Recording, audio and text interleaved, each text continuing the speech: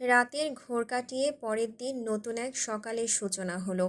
সকাল 8:30টার মধ্যে বাড়িতে হইহট্টগোল শুরু হয়ে গেছে। নাস্তার পর্বও শেষ। তবে নবদম্পতিদের খাওয়ার টেবিলে ডাকা হয়নি, রুমেই পাঠিয়ে দেওয়া হয়েছে সকালের খাবার। নতুন বিয়ে, একটু লজ্জা, একটু অস্বস্তি লাগবে, এটাই স্বাভাবিক। তাছাড়া ছেলে মেয়েদের অকারণে লজ্জা দিতে চাননি কেউই। যদিও ভাবিরা গোসলের ব্যাপারে গাইগুই করছিল, মজা নেওয়ার জন্য ডাকতে যেতে চাচ্ছিল, কিন্তু সিরাত বারণ করলেন। কারণ সায়ন এসব মজা বুঝলেও শুদ্ধ বুঝবে না। ওই ছেলের মুখ তো না যেন ধারালো ব্লেড, কি বলতে কি বলে বসবে, তখন হবে আরেক বিপদ। আর শুদ্ধ গতদিনও গোসলের জন্য বাগানে যেতে চাচ্ছিল না। সিতারা বলে কয়ে রাজি করালেও পাজামা পাঞ্জাবি পরে গিয়েছিল। হলুদে পরনের পোশাক নষ্ট করেছে, তবুও পাঞ্জাবি খোলেনি, লুঙ্গিও পরেনি। ভাবিদের হাতে গোসলের পানিও ঢালতে দেয়নি। তার মতে সারা জীবন নিজেরা গোসল করতে পারলে বিয়ের দিন অন্যের সাহায্য লাগবে কেন? সাবান ঘষা মাজা করার জন্য।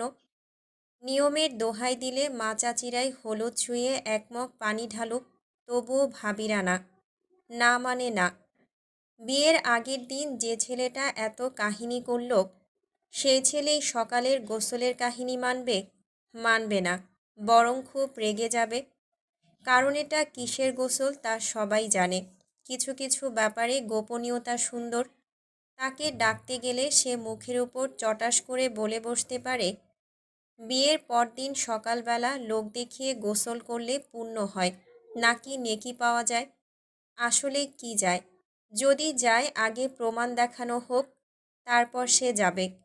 শুধু বাড়ি না, দরকার হলে সামনের চৌরাস্তায় গিয়ে গোসল সারবে। ছেলেটা যখন রেগে যায় তখন এভাবেই কথা বলে।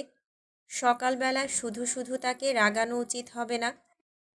এভাবে নানান কথার ছলে অনেকক্ষণ যাবৎ বোঝানোর চেষ্টা করলেন সিরাত, কিন্তু তারা শুনছে না। সিমিনও টু শব্দটি করছেন না।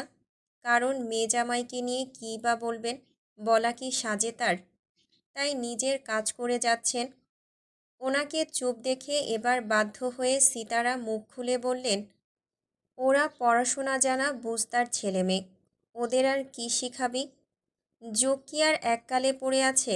তাছাড়া রুমেই ওয়াশরুম আছে, বাকিটা ওদের উপর ছেড়ে দে। তোরা নাস্তা পানি কর, ওরা একটু পরেই নেমে আসবে। মামুনি, তুমি শাপলা কথা বাড়াস না মা। আমার শান্ত ছেলেটা রেগে গেলে আরেক বিপদ। তাছাড়া গতকাল কম ধকল গেল না, একটু রেস্ট করুক, ধীরে সুস্থে আসুক। তোরা পেয়ারা খাবি? পেরে এনে দেব। ওনার কথা শুনে কেউ আর কিছু বলার সাহস করলেন না। তবে বিয়েতে এসে মনক্ষুণ্ণ হয়েছেন, সব কিছুতেই বাধা দেয়। বিয়েবাড়িতে হাসি ঠাট্টা করবে, এটাই তো স্বাভাবিক। কিন্তু না, গতদিনও শুদ্ধ গোসল করানোতে আপত্তি করল। ভাবিদের হাতে নাকি গোসল করবে না। সেই সঙ্গে জারি করল দুঃসম্পর্কের ভাই বা দুলাভাই নতুন বউদের কোলে নিতে পারবে না। নিয়ম অনুযায়ী বিয়ের আগের দিন বা পরের দিন দেবরকে তো ভাবিরাই গোসল করিয়ে দেয়। দুলাভাইরা মজা করে ভেজা গায়ে থাকা শালিদের কোলে তুলে নেয়, কত মজার মজার ইয়ার্কি করে, প্রথম রাত নিয়ে পরামর্শ দেয়। বাঙালি বিয়েতে সচরাচর এমনটাই হয়ে থাকে। তাহলে এদের বেলা এত বাধা কেন? এতই যখন বাধা তাহলে ডেকেছে কেন? একা একাই অনুষ্ঠান সারত। এসব নিয়ে ফিসফাস করতে করতে তারা বাগানের দিকে চলে গেল। গিন্নিরা কেউ সেসব নিয়ে মাথা ঘামালো না। বাড়ির সন্তানদের নিজ হাতে পেলে পুষে বড় করেছেন ওনারা। ওনারা জানেন কে কেমন, কোন বিষয়টা ছেলেরা কিভাবে নেবে। বুঝ হওয়ার পর থেকে ছেলেরা টি শার্ট ছাড়া ড্রয়িং রুম অবধি আসে না, খুব লজ্জা করে। ওনারাও নক না করে ছেলেদের রুমে প্রবেশ করে না। এগুলো হচ্ছে ভদ্রতাবোধ। যতই তারা নিজেরা সম্পর্ক করে বিয়ে করুক, গোসল নিয়ে বড়দের সামনে কাহিনী করলে লজ্জা পাবে। কী দরকার শুধু শুধু ওদের লজ্জায় ফেলার? সত্যি বলতে এগুলো ওনাদেরও পছন্দ না। আর মজার ছলে এগুলো প্রশ্রয় দেওয়ার কোনো মানেই হয় না। বাড়ির ছেলেরা কোনো কালে ভাবিদের সাথে কেন, কারোর সঙ্গে আবোল তাবোল ফাইজলামি করে না। যা করে ভাই বোনের সাথে, তাহলে আজ কেন করবে? সিতারার কথা অনুযায়ী সত্যি সত্যি ঘড়ির কাঁটা যখন 9-এর ঘরে ছুঁই ছুঁই, তখন 3 জুটি ড্রয়িং রুমে উপস্থিত হলো। বউদের পরনে সুতির শাড়ি, ছেলেদের পরনে টি শার্ট আর ট্রাউজার। ওরা নিজেরা কথাবার্তা বলছে, একে অপরকে পচাচ্ছে, ইশারায় কী সব বলে মিটিমিটি হাসছে। একটু পর ছেলেরা গেল বাগানে আর মেয়েরা এলো রান্নাঘরে। রান্নাঘরের সামনে যারা কাজ করছিল স্বাভাবিকভাবেই কথা বলল, গতদিনের কিছু ব্যাপার নিয়ে গল্প করলো, হাসলো। তবে ওদের 3 জনের চোখে মুখে লজ্জাভাব 3 যা বুঝল। ওনারা সহজভাবে এটা ওটা বলায় তাদের মধ্যে যতটুকু জড়তা ছিল নিমিষেই কেটে গেল। সত্যি বলতে স্বর্ণ শীতল ঐশ্বর্য নিচে নামতে বেশ লজ্জা পাচ্ছিল। এখন ঠিকঠাক। এরপর ভিডিও কলে তারা শখের সঙ্গে কথা বলল। তারা দিল তাড়াতাড়ি আসার। 12টার পর ড্রয়িং রুমে পা রাখল শখ ও অর্ক। তাদেরকেও পচানো হলো, গল্প হলো। গোল হয়ে বসে অনুষ্ঠানে পাওয়া উপহারগুলো দেখতে বসল। সিতারা তখন হাতে করে একটা ব্যাগ এনে বললেন, আজ সকালে এক লোক এসে এটা দিয়ে গেছে, দেখ তো বাবা কী আছে এতে। সায়ন আপেলে কামড় বসিয়ে চিবাতে চিবাতে সেটা খুলল। দেখল একই রকমের 4টা বক্স। বক্সে ডায়মন্ডের লেটেস্ট মডেলের নেকলেস, খুবই সুন্দর দেখতে। সে 4টা নেকলেস নেড়েচেড়ে দেখতে দেখতে বলল, এটা আবার কোন ভূত দিয়ে গেল? 1টা না 2টা না 4-4টা। ও মাগো, টুরু বড়লোক দেখি। তার কথায় ছোটরা হেসে ফেলল, বড়রা ভ্রু কুঁচকে ফেললেন। ডায়মন্ড হাতের মোয়া নাকি, তাও 4টা। যে দিয়েছে তার অন্য কোনো উদ্দেশ্য আছে বোধহয়। কোনো চিরকুট আছে কিনা দেখতে রুবাব ব্যাগহাত্রে দেখল আছে। চিরকুটে ছোট্ট করে লেখা, আমি কে জানাটা কি খুব জরুরি? না জানলে উপহার গ্রহণ করবেন না বুঝি, তবে বলি শুনুন, আমি হলাম পৃথিবীর পাপ। রুবাব লেখাটা পড়তেই তার দৃষ্টি ঘুরে গেল শুদ্ধর দিকে। শুদ্ধ কমলার খোসা ছাড়িয়ে সাম্যের হাতের প্লেটে রাখছে। সেখান থেকে তুলে তুলে খাচ্ছে শীতল সৃজন সাম্য শখ। সায়ন একবার ভাইয়ের দিকে তাকিয়ে ফিক করে হেসে ফেলল। উপস্থিত মেহমান আছে দেখে কথা বাড়ালো না, তবে কিছু বলে কথা কাটাতে হবে তাই বলল, তাদের এক ফ্রেন্ডের কাজ। তারপর সেগুলো সাইডে রেখে অন্য কিছু দেখায় মনোযোগী হলো। এসব করতে করতে আরও কয়েক ঘন্টা পেরিয়ে গেল। সময় যেন দৌড়াচ্ছে। বেলা গড়িয়ে যাচ্ছে দেখে সিতারা সবাইকে খেতে ডাকলেন। ছেলেরা সবাই আসলো। অর্ক শুদ্ধর পাশে বসেছে। বেচারা হাসি মুখে খেতে বসলেও তার হাসি বেশিক্ষণ টিকল না। নতুন জামাই বিধায় যে যা পাচ্ছে প্লেটে তুলে দিচ্ছে। প্লেট দেখে মনে হচ্ছে ছোটোখাটো খাবারের পাহাড়। তবুও থেমে নেই কেউই। তার অবস্থা দেখে শীতল হাসি আটকে এগিয়ে এলো। শারাফাত চৌধুরীর উদ্দেশ্যে বলল, বড় আব্বু, খাবার টেবিলে রাজনীতি করা ঠিক হচ্ছে না। আমি মানব না এই অবিচার। রাজনীতি? কে রাজনীতি করলো আম্মাজান? দেখাচ্ছি। কথা বলে সে সায়নার রুবাবের প্লেটে আরও খাবার তুলে দিয়ে মিষ্টি করে হেসে বলল, বাড়ির সব জামাইদের সমান সমান অধিকার। অর্ক এবার নিজেও শীতলের মতো করে হেসে বলল, শালিকা দেখি বহুত চালাক।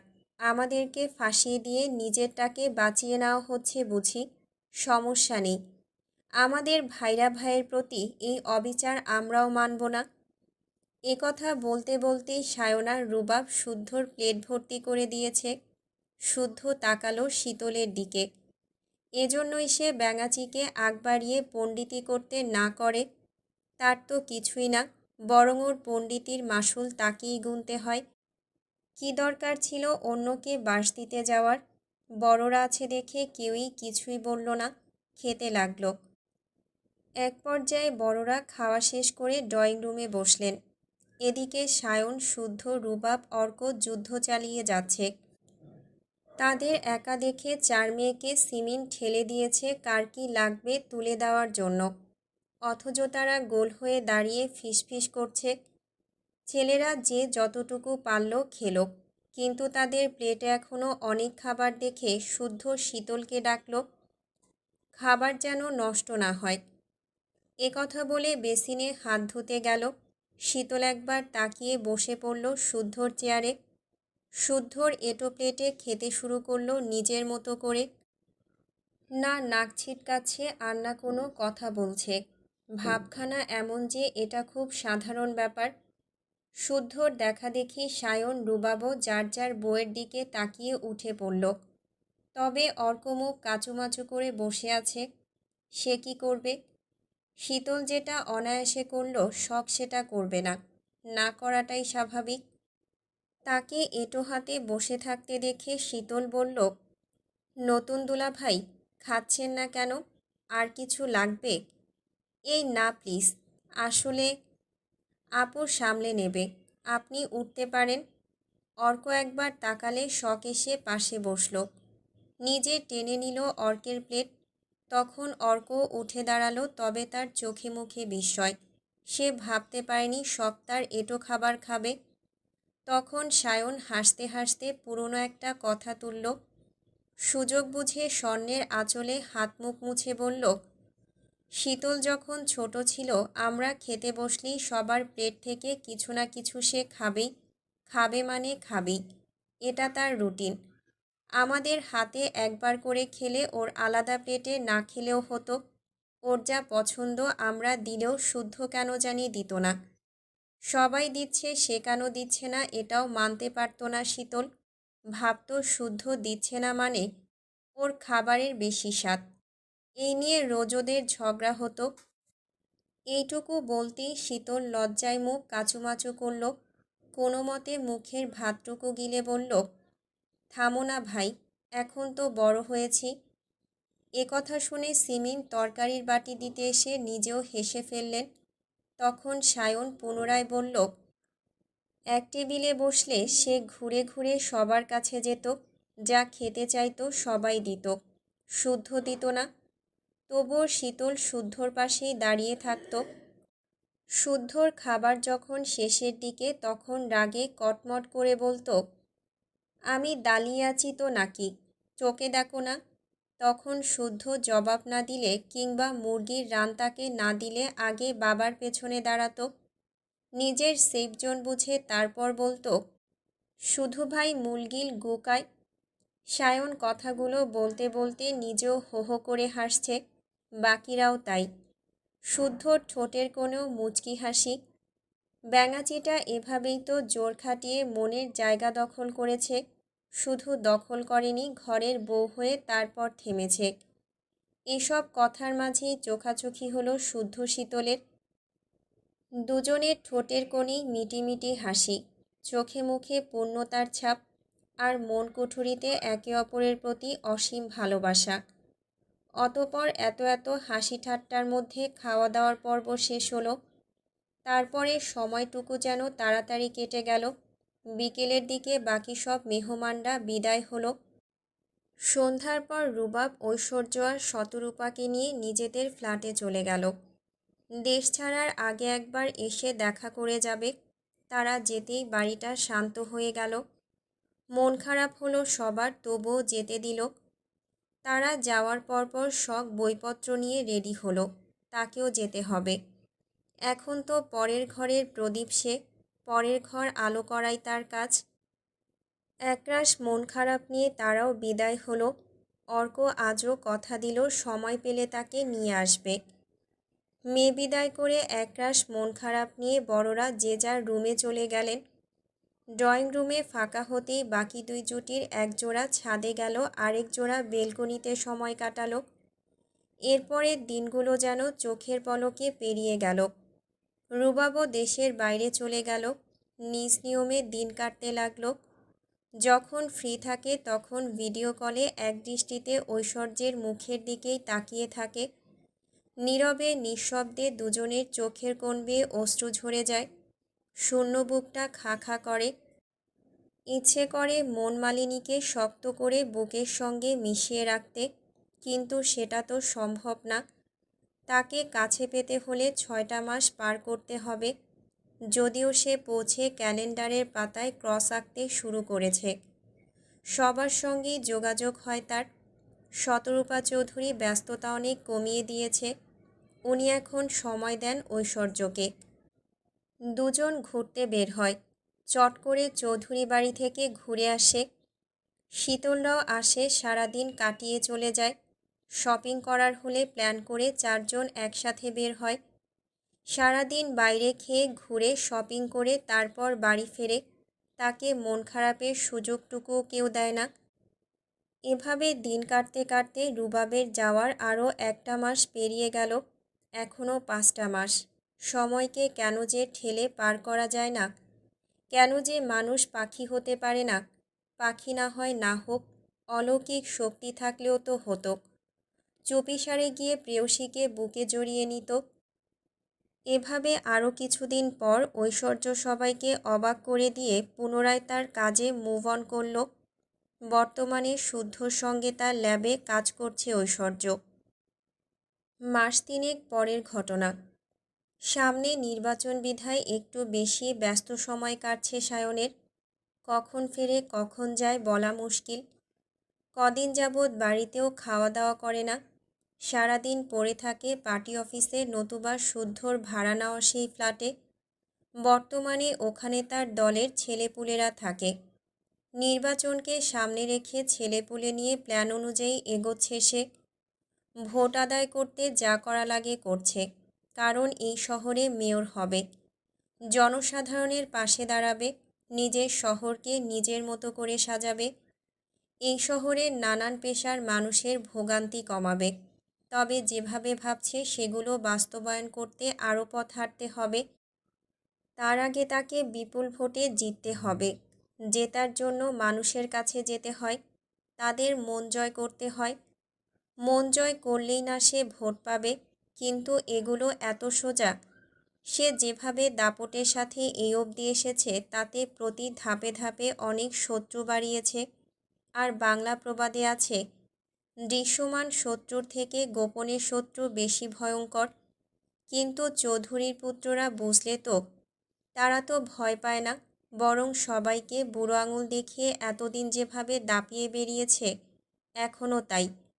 কিন্তু মনে রাখা উচিত, শত্রুকে কখনো দুর্বল ভাবতে নেই। শত্রু ক্ষমতাবান না হলেও শত্রু। আর শত্রুর কাজ বিধ্বংসী থাবা মারা। তারা মূলত থাকে সুযোগের অপেক্ষায়। আর সুযোগ পেলেই বিষ দাঁত বসিয়ে বিষটুকু ঢেলে দেয়। আর এর জলজান্ত উদাহরণ হিসেবে আবু সিদ্দিকের কথাই ধরা যাক। রাজনৈতিক ক্ষমতা হারিয়ে তার অবস্থা এখন ঢোড়া সাপের মতো। না আছে বিষ দাঁত আর না আছে বিষ। তবুও ফনা তুলতে ছাড়ছে না সে। পূর্বের মতো এখনও সায়নকে অপদস্থ করার ধান্দায় আছে।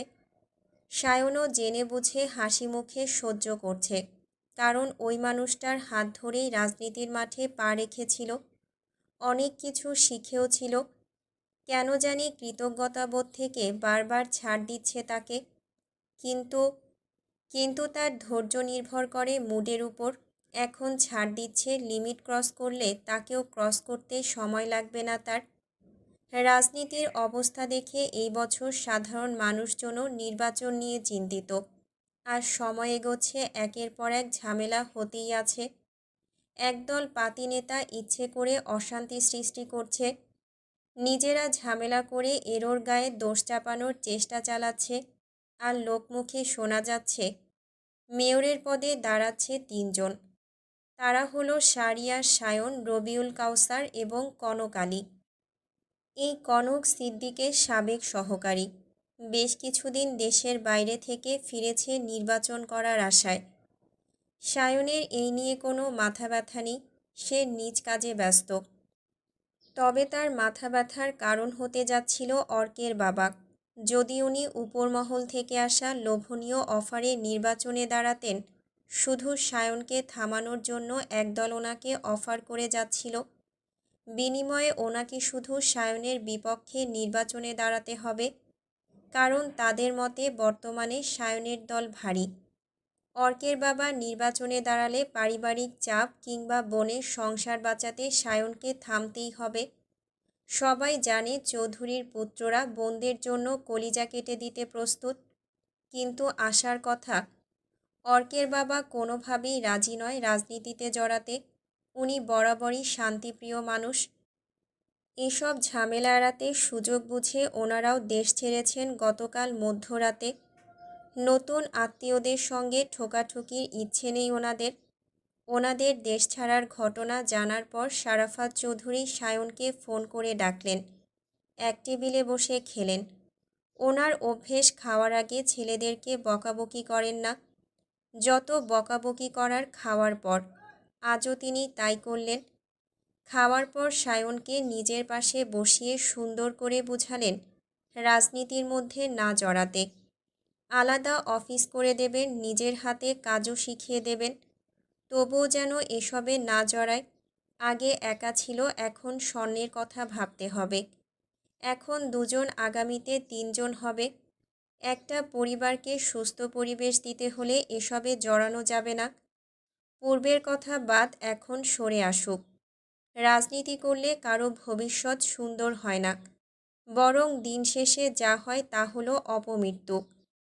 এক গালে হাত রেখে সায়ন বাবার কথা মন দিয়ে শুনল, ভাবল, তারপর হাঁক ছেড়ে স্বর্ণকে কাছে ডাকল। তারপর সবার সামনে জিজ্ঞাসা করল, আমাকে নিয়ে বা আমার কাজ নিয়ে তোর কোনো সমস্যা আছে? ভেবে বল। হঠাৎ কথা? যা জানতে চাচ্ছি উত্তর দে। রাজনীতি করো জেনে বুঝেই তো সম্পর্কে জড়িয়েছিলাম, নতুন করে কোনো সমস্যা দেখছি না তো। তাছাড়া সবাই যদি সাধারণ পেশা বেছে নেয় তাহলে রিস্কগুলোকে নেবে।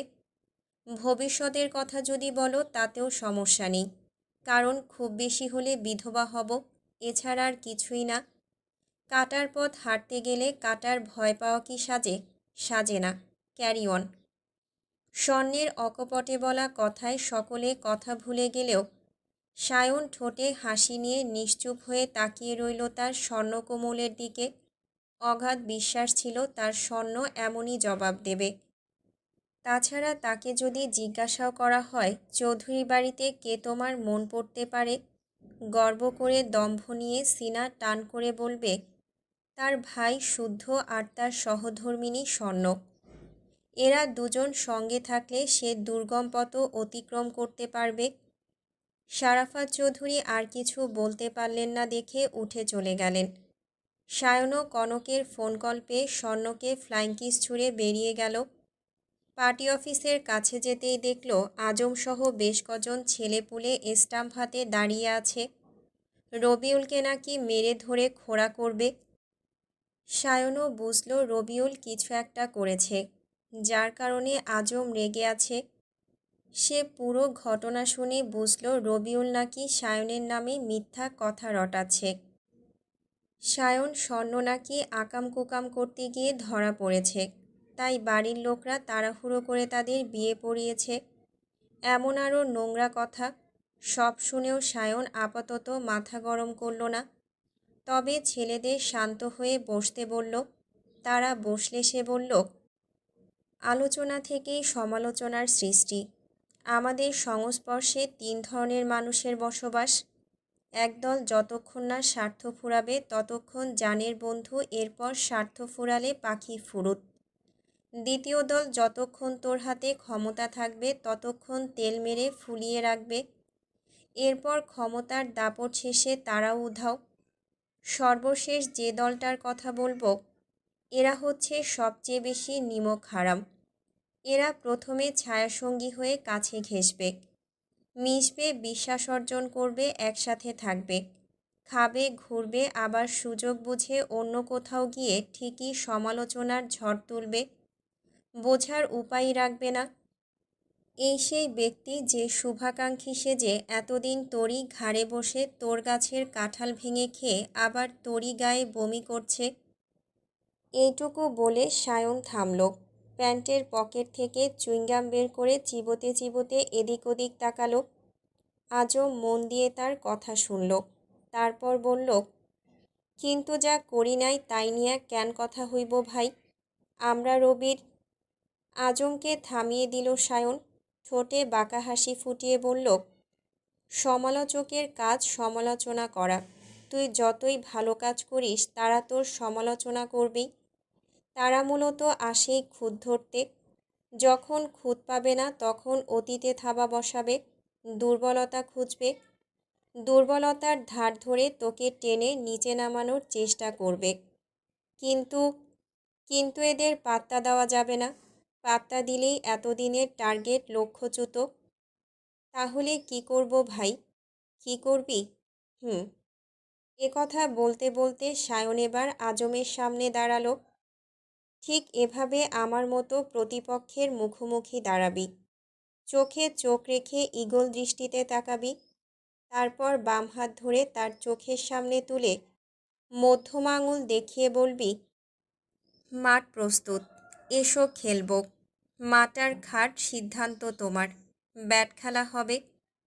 সায়নের কথা শুনে এতক্ষণ যারা রাগে ফুঁসছিল তারাও হেসে ফেলল। সিরিয়াস মুহূর্তে হাসিয়ে ছাড়ে এই লোক। সত্যি বলতে ঠিক এই কারণে তারা শারিয়ার ভাইকে এত পছন্দ করে, ভালোবাসে। এদিকে অর্কের বাবা মা চলে যাওয়ায় বাড়িটা ফাঁকা। এত বড় বাড়িতে প্রাণ বলতে শখ আর অর্ক। পরীক্ষার পর বেশ কিছুদিনের ছুটি পেয়েছে শখ, তাই আজ যাবে চৌধুরী নিবাসে। গতরাতে অর্ক বাড়ি যাওয়ার কথা বলার পর থেকে ভীষণ খুশি সে। যতই বাপের বাড়ি কাছে হোক, একই শহরে হোক, কেন জানি বাড়ি যাওয়ার কথা উঠলেই মন ভালো হয়ে যায়। ইচ্ছে করে বলা মাত্রই ছুটে গিয়ে মায়ের বুকে ঝাঁপিয়ে পড়তে, মাকে জড়িয়ে ধরে মায়ের শরীরের স্নেহময়ী মমতাময়ী প্রিয় গন্ধটা নিঃশ্বাসের সঙ্গে টেনে নিতে। কিন্তু সেটা তো আর সম্ভব না। তবুও আফসোস নেই, কারণ ভাগ্য করে শ্বশুরবাড়ি পেয়েছে। কিছু বলার আগে সব কিছু পেয়ে যায়, সেটা হোক খাবার দাবার, পোশাক আশাক কিংবা প্রসাধনী। তাকে মন খারাপ করে থাকতে দেখলে শ্বশুর শাশুড়িও লেগে পড়ে মন ভালো করতে। কাছে টেনে পাশে বসিয়ে হাসির গল্প শোনান। কী খাবে, কী পছন্দ সেসবেও খেয়াল রাখেন। এর কারণ হচ্ছে বাড়িতে বয়সের দিক থেকে সবার ছোট শখ, তাও বাড়ির একমাত্র পুত্রবধূ। খুব পছন্দ করে তাকে বউ করে এনেছে তার শ্বশুর শাশুড়ি। এজন্যই বোধহয় ভালোবাসতে কমতি রাখেন না। তবে ওনারা ভালোবাসলেও এই বাড়িতে যার হাত ধরে এসেছে সে এখনও মানুষটা অনেক পিছিয়ে আছে। তার উপর আজকাল ব্যস্ত সময় পার করছে। সকালে নাস্তা করে বের হয়, সারাদিন পর রাতে এসে কোনো মতে খেয়ে একটু রেস্ট করে চলে যায়।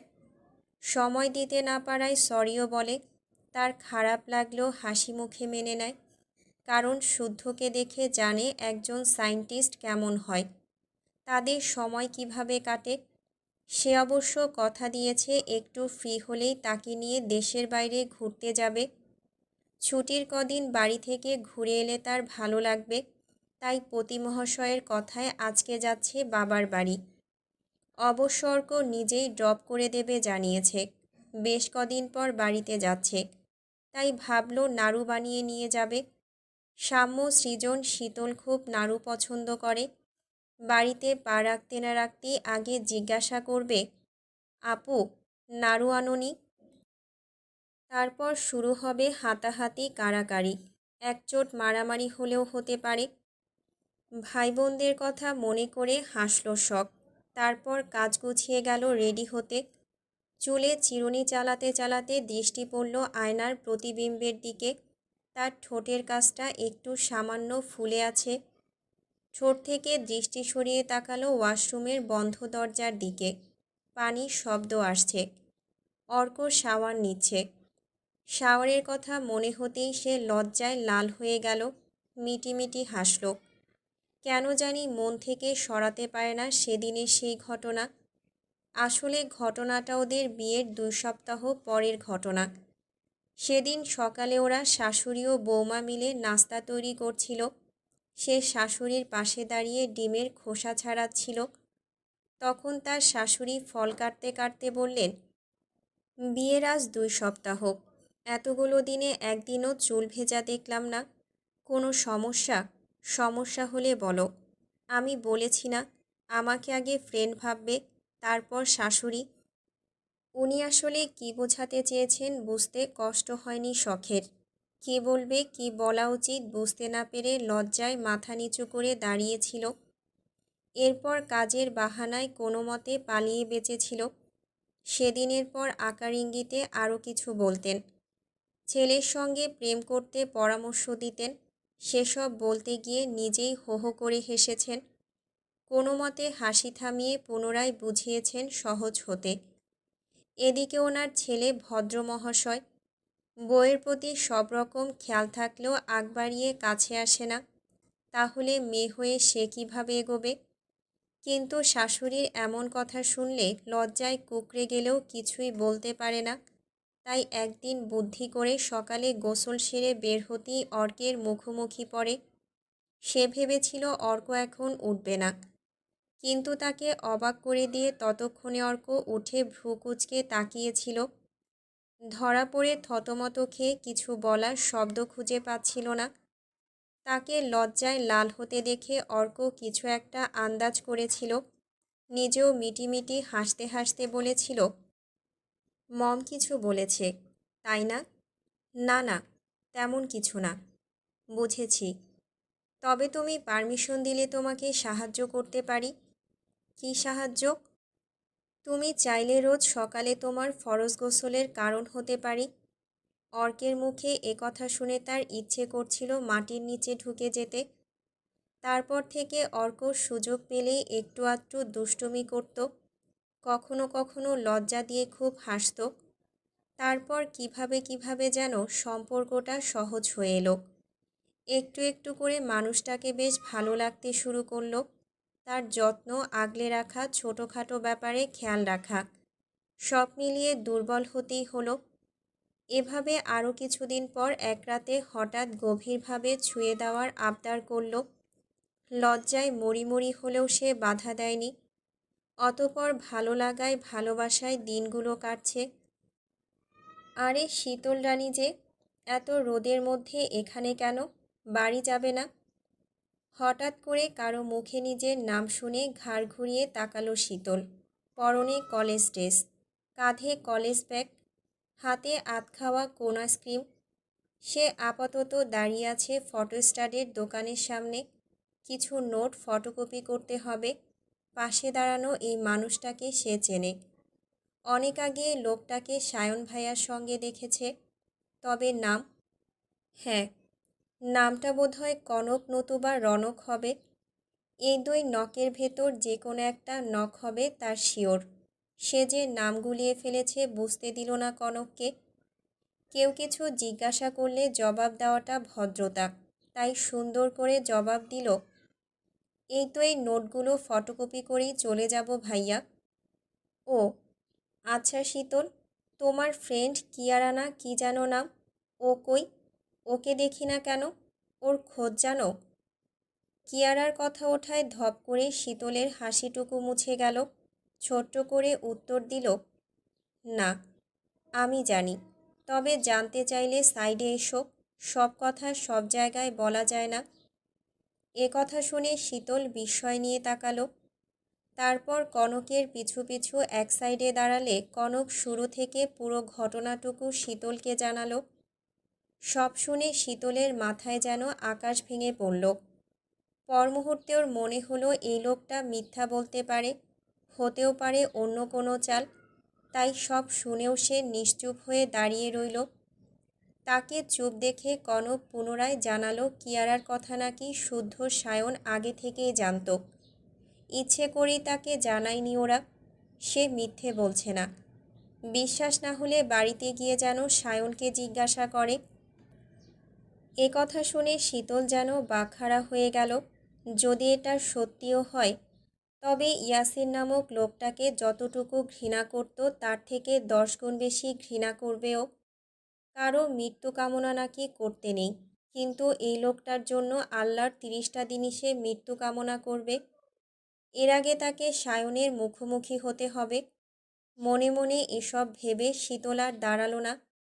হাতের আইসক্রিম ছুঁড়ে কাঁদতে কাঁদতে বাড়ির পথে রওনা হলো।